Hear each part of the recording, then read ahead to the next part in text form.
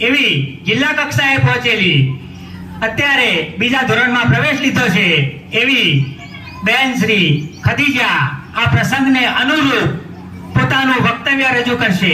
ખદીજા.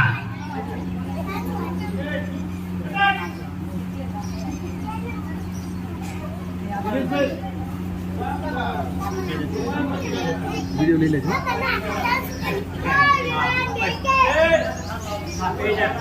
आज आनंद, आज उसरग, आज समोड़ा स्नेह, सखी हमारे आंगणे आज दूधे उठिया में अत्रे उपस्थित મહેમાન શ્રીઓ, આચાર્ય શ્રી, શિક્ષકગણ તેમજ મારા વહાલા વિદ્યાર્થી મિત્રો, ભાઈઓ અને બહેનો, કન્યા કેળવણી મહોત્સવ અને શાળા પ્રવેશોત્સવ 2025-26 આપ સર્વેનું અજયગઢ પ્રાથમિક શાળા પરિવાર વતી હું ખદીજા મીર હાર્દિક સ્વાગત કરું છું.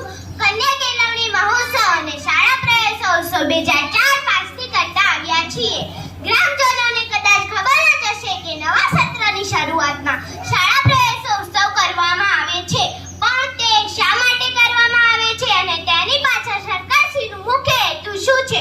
તો કન્યા કેળવણી મહોત્સવ અને શાળા પ્રવેશોત્સવ એટલા માટે કરવામાં આવે છે કે જ્યારે બાળકને બાલવાટિકામાં પ્રવેશ આપવામાં આવે અને એ ધોરણ 5 અથવા 7માં ભણવાનું અધૂરું છોડી દે છે.